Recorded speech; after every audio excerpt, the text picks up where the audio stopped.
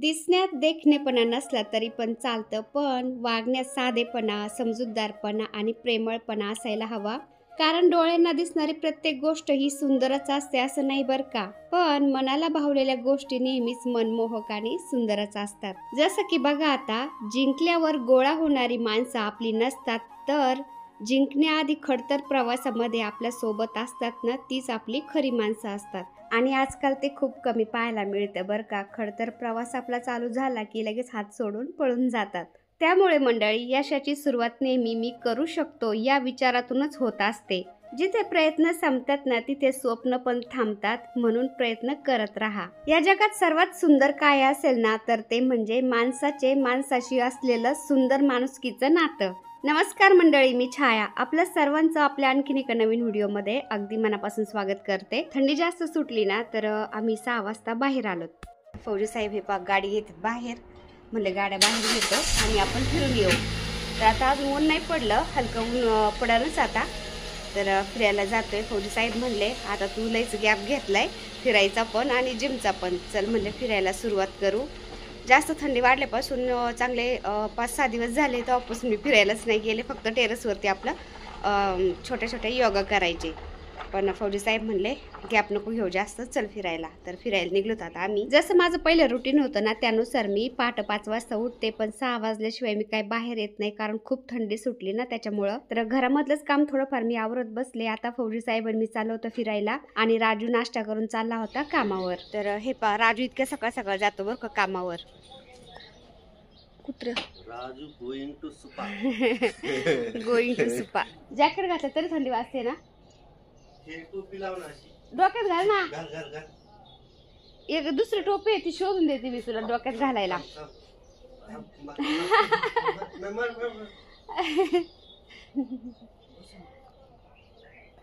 चला चला गेट लावा. तर हे पा, फौजी साहेबांनी चालवलंच मला आज फिरायला, है ना. वातावरण पण ऍडजस्ट होत आहे 2-3 दिवस, हा ना. सकाळ सकाळ सूट होत आहे काय नाही का. नाही तर मग चला आपलं योगा सुरू करू.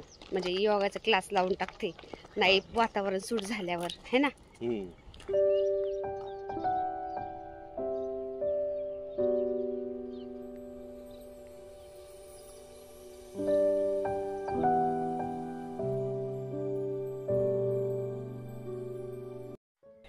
तर हे पा मंडळी, सूर्यदेवांनी पण दर्शन दिलंय. सूर्यदेव वरती आलेत, ते स्क्रीनमध्ये चमकते ना. तर चला फिरतोय आम्ही. नाकाचा शेंडा थंड पडलाय. थंडी आहे जरा, बघ तुला वातावरण कसं ऍडजस्ट सूट होतं काय नाही का, बघूया. सूट होतं. तर हे पा मंडळी, फिरून आलोत आता. फौजी साहेबांनी ऊन बरंच वरती आलंय. हे पा, टेरेसवरती ऊन आलं असं ना आता. तर टेरेसवरती जाऊन आता आम्ही थोडासा योगा वगैरे करतोय. चला. हे पा, फौजी साहेबांचं आल्या आल्या काम चालू झालं. कचरा आहे ना, किती नाही म्हणलं तरी इकून तिकून उडून येतोच वाऱ्याने. ते काय होतंय, मोकळं आहे ना सगळं.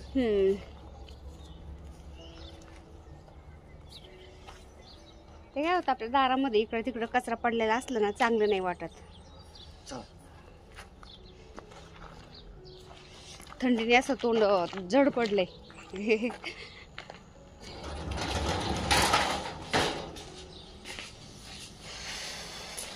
लयच थंडी वाढली. शूज काढू आणि जाऊ वरती. सॉक्स असेच राहू द्या. सॉक्स राहून देऊ का. टेरेस थंड असं नाही ना. कचरा झाला.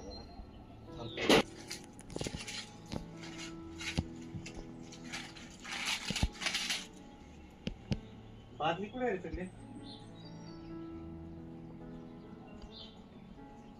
कचऱ्याची बादली होती नाही चालू सर. तू याच्यावर कर, मी आपले.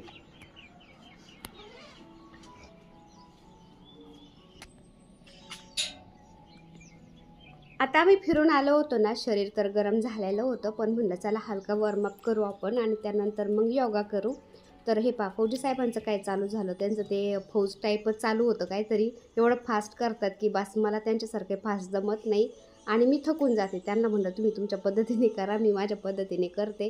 पण नाही बाई म्हटले, मी तुझ्यासारखंच करतो, मला सांग कसं करायचं. मग ते माझ्यासारखंच असं योगा वगैरे हलकं वॉर्मअप करायला लागले. ते म्हणतात पोलीसच्या ट्रेनिंगमध्ये पण आणि फौजमध्ये असताना पण एवढी नाजूक एक्सरसाइज नव्हती बाई, तिथं सपाट्या बिपाट्या मारावं लागायच्या. पण ते माझ्याबरोबर मग असं थोडी हलकी हलकी एक्सरसाइज करतात.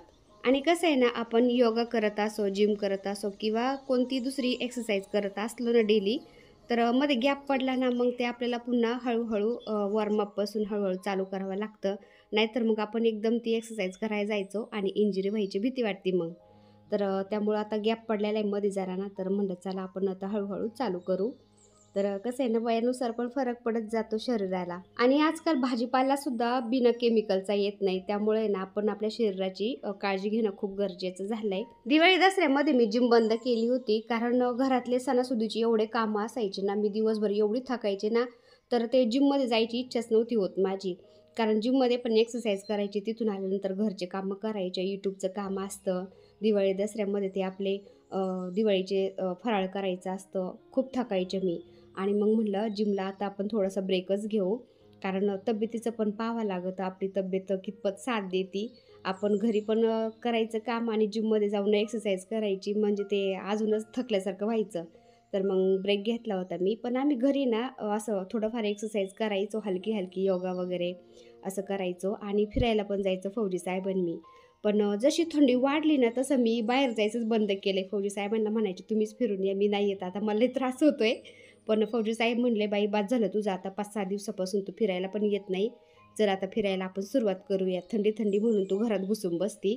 तब्येतीची आपण दोघांनीच एकमेकाची काळजी घ्यायला पाहिजे म्हणले, कारण आपलं उतार वय चालू झालेलं आहे. तर मग फौजी साहेबांनी काढलं मला फिरायला. आम्ही फिरून आलो आणि असं आता इथं थोडंसं एक्सरसाइज करत होतो, योगा वगैरे, सूर्यनमस्कार. तर रोज आम्ही असं एकच एक्सरसाइज नाही करत बरं का. आम्हाला जी एक्सरसाइज म्हणजे चांगली वाटेल, आवडेल ना, तीच आम्ही करतो. म्हणजे रोज वेगवेगळ्या पद्धतीने एक्सरसाइज करत असतो. फक्त सूर्यनमस्कार आम्ही रोज घालतो, कारण सूर्यनमस्कारने काय होतं ना, आपल्या पूर्ण शरीराचा व्यायाम झाला जातो. त्यामुळे आपल्याच्याने जेवढे होतील ना, तेवढे आपण सूर्यनमस्कार घालायचे. तर आम्ही सूर्यनमस्कार घालतो. आणि हे आजी आजोबा पण असे सकाळच्या उन्हामध्ये फिरायला येतात. मोकळ्या वातावरणात कसं फिरणं पण होतं आणि मेडिटेशन पण होतं, कारण सकाळचा पाखरांचा चिवचिवाट तो ऐकायला खूप छान वाटतो. तर रात्री हे जेवण बनवलं होतं चुलीवर. मी भरते दे ना इकडे, मी घेऊ झाडून मग तो झाडून दे. ऐक ना, थांब ना, मला कलर मारायचा.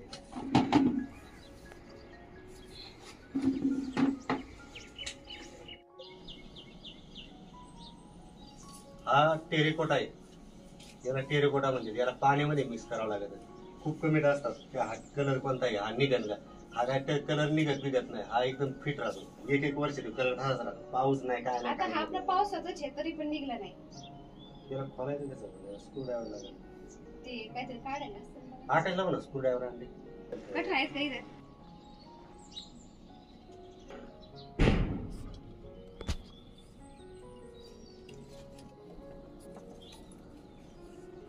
हा कलर दाखव. हा टेरेकोटामध्ये याला पाण्यामध्ये मिक्स करायचा आपल्याला आणि मग मारायचा. आता मी याच्यात काढून घेतो याला. बरं, जेवढा लागेल तेवढाच घ्यायचा.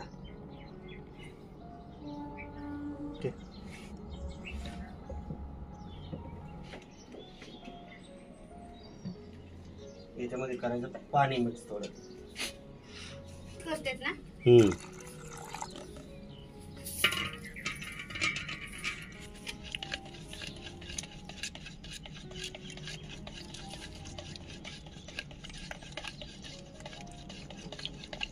आणि याचा ब्रश पण पाण्याने धुवायचं बरं का. चांगलं मिक्स करायचं याला एकदम गरगूट.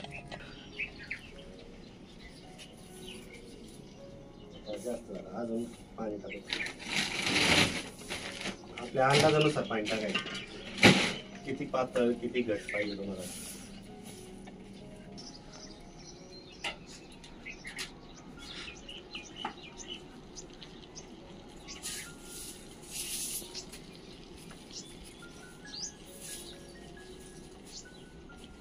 सागर सागर एक कपडा आण बरं, इथं जर पडलं ना पुसायला, नाही तर नंतर निघणार नाही परत.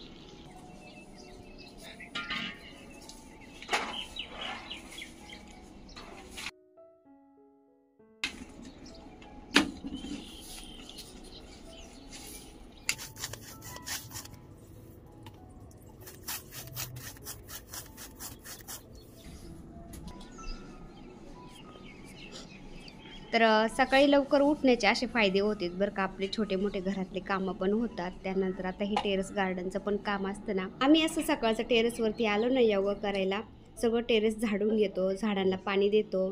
त्यानंतर ते थोडंफार पाणी सांडलेलं असतं ते पण पुसून घेतो, नाहीतर मग त्याच्यावर धूळ येऊन बसली ना ते डाग पडले जातात आणि ते पुन्हा आपल्याला मग ते धुवून काढावं लागतं. त्याच्यापेक्षा आम्ही लगेच पुसून घेतो. आणि टेरेसवरचं सगळं काम आवरलं की मग आम्ही खाली जातो. मग चहा पाणी होतं एकदा. त्यानंतर मग सगळं खालचं मी झाडून घेते आणि फरच्या पुसून घेते सगळ्यात पहिलं. आणि फरच्या पुसून झाल्या, टॉयलेट बाथरूम एकदा घासून झालं की त्यानंतर मी आंघोळ करते आणि मग देवपूजा करते आणि मग स्वयंपाकाला लागते. आणि नाश्ता तर सकाळी लवकरच बनवून ठेवत असते, कारण राजू पण जातो आणि मुलं उठले की ब्रश वगैरे करून मग ते आपले ते नाश्ता करत बसतात. आणि जरा काम आवरलं ना त्यानंतर फौजी साहेब आणि मी मग निवांत नाश्ता करतो. कारण सकाळ सकाळ नाश्ता झाला ना कामाचा कंटाळा येतो आणि आळस आल्यासारखंच होतो. त्यामुळं आधी फरच्या पुसून झाल्या ना मग थोडासा जीव असा हलका झाल्यासारखं होतो. आणि मग आम्ही फौजी साहेब आणि मी निवांत नाश्ता करतो. नाश्त्याला काय मी एकदम साधं सिंपल बनवत असते, काही तामझाम करत बसत नाही. तामझाम जर करत बसलं ना बाकीचं तर कामच उरकत नाही मग.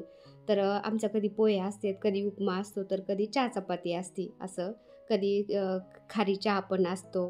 तर एकदम सिंपल पद्धतीने आम्ही हे करतो. आणि 15 दिवसातून 8 दिवसातून एखादबारीला मग इडली सांबर करत असते. तर फौजी साहेबांनी चुलीला टेरेकोटा मारला आणि टेरेकोटा मारलाय ना ते फौजी साहेब तुम्हाला सांगत होते. तो वर्षभर सुद्धा तो टेरिकोटा अजिबात निघत नाही. पाऊस असू द्या, ऊन असू द्या, काही असू द्या. आणि तो पाण्यामध्ये मिक्स करून द्यायचा असतो ना तरी पण तो निघत नाही बरं का, एवढा पॅक असतो. आणि आपण जिथून कलर घेतो ना तर तिथूनच हा कलर घेत असतो आम्ही. एशियन पेंटचा टेरिकोटा घ्यायचा, म्हणजे चांगला असतो आणि टिकाऊ येतो, निघत नाही पटकन. तर 1 लिटरचा डब्बा 300-350 रुपयाला मिळतो बरं का.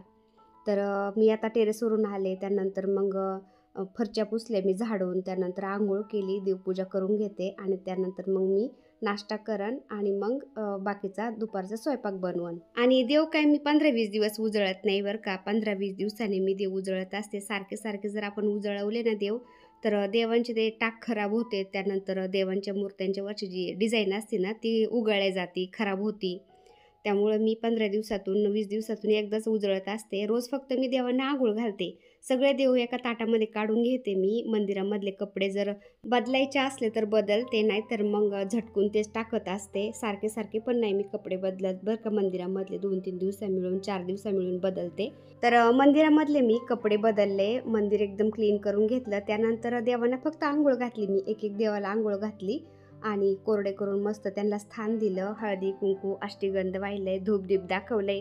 आणि आपल्या टेरेसवरती ना चाफ्याच्या झाडाला एवढे फुलं येतात की तुम्ही बघू शकता, सगळं मंदिर गच्च भरलंय.